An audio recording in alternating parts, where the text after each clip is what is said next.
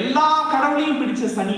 ஏன் பிறப்பிறப்பில்லாத சிவனையே பிடிச்ச சனி. சனி பிடிக்காத ரெண்டே கடவுள் கேதுவின் அம்சமான விநாயகரும் ஆஞ்சநேயரும் மட்டும்தான். கண்டிப்பா. சூப்பர். பாத்துருக்கீங்களா? கேள்விப்பட்டிருக்கோம்.